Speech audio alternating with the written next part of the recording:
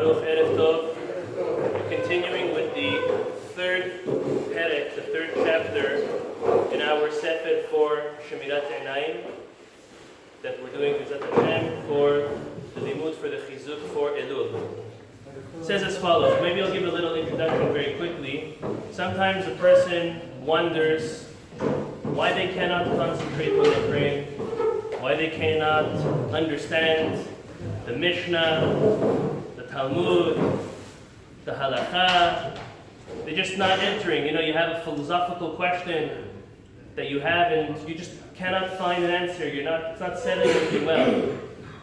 So look at what we ask in our tefillah. We ask, V'ha'er enenu b'toratecha. We ask HaKadosh Baruch Hu to illuminate our eyes with His Torah. That means that the eyes are something which can illuminate, or has v'shalom, the opposite. With that introduction, we'll read the Midrash. The Midrash says as follows. Amar Rabbi Yochanan, Kol zman shedivrei Torah nichnasin u'motzi'in hedrei libo pneuim.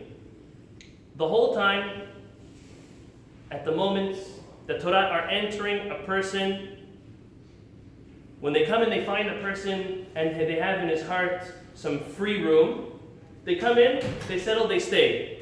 Hen nichnasin v'shruim betocho. They find an open place, they're able to set over there. Ve'en yetzer hara sholet bahen, and the yetzer hara is not able to now take over. Ve'en adam yachol lotzia mitocho, and nobody and nothing can take it out. So Torah comes, finds itself a place, it settles.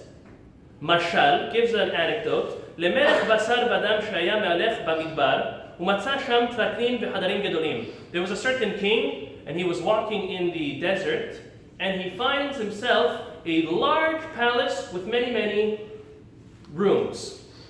Nichnas v'shora b'tochan. I'm a king. Here's the palace. I guess they must have built it for me. No one else is there. He comes in and he takes over and he claims ownership. Kach yetzer hara. The Midrash is telling us the yetzer hara is the exact same way. Im en motzeh divrei Torah. If there's no Torah that is found in a person, sholet benehem ve'en ata yachol lotzio mitocho. So that's the scary part. Not only does it come and take over, but it takes over and you cannot remove it. It's like the concept nowadays, hopefully we should not know from it, but anybody that owns any real estate understands that there's a concept of squatters.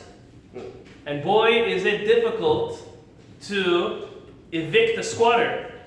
So that's why when you have an empty property, you make sure you lock it and you do what has to be done. The same thing, the yetzer hara is the biggest and most successful squatter. He will come to a person and he's going to scan the person. Is there any divrei Torah? Has v'shalom? No. Okay, let's go in and let's take over. But what do we see if there's the opposite? The yetzer hara will have a much harder time entering, the Midrash is telling us. To this, the Rabbeinu Yonah, I'm just going through the perek very, very quickly. Rabbeinu Yonah explains on the Mishnah, the famous Mishnah, the beginning of the first perek, that says, Al tarbe sicha im ha'isha. Don't speak too much to women.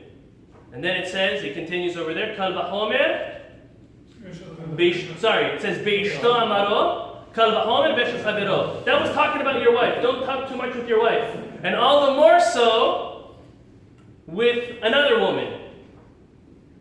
So, from that, the Mishnah continues and says, because anybody who speaks too much with women, it will remove them and take them away from learning Torah.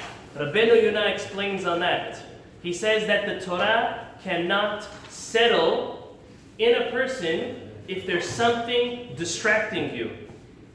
If there's something that is distracting you, it cannot settle. The other Mefarshim explain a person has to choose one or the other. You can't win on all ends. You cannot enjoy from this and enjoy from this. A person has to make a decision. And the Mefarshim, the Netziv, Rabbi Yonatan Eibeshitz, they explain as follows.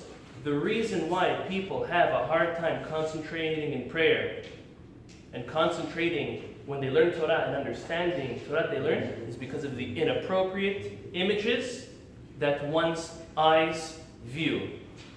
It's very, very simple. A person's praying, they're thinking about other things, they're thinking about inappropriate things, they're thinking about business, they're thinking about anything else. All of that enters because the Yetzer Hara has a stronghold in one's heart, in one's mind. So how do we fix that? That's what Teshuvah is about. That's what Elul is about. That's what learning about this is all about. We'll get to that. That's the idea. There's one more thing I wanted to mention. And this is interesting. The Sefer Enayim, I've never heard of the Sefer, it's quoted over here, says that when one looks at something which is inappropriate, it also affects their memory. Sometimes we want to remember things, anything, whether it's Divrei Torah, whether it's schoolwork, history, stuff for business, anything it is. But when a person views inappropriate content, has v'shalom, these things all ruin the strength of one's memory. So on all ends we have what to gain. We have to gain that we're going to be able to learn Torah, understand Torah, and remember Torah and everything else along with that. So now some of us are saying, so maybe we got to walk around with horse shutters. Someone? Huh? Someone. Everybody.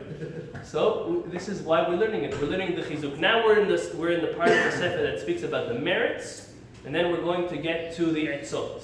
We're soon going to see. It's going to be very interesting when we get to that. Be'ezrat Hashem.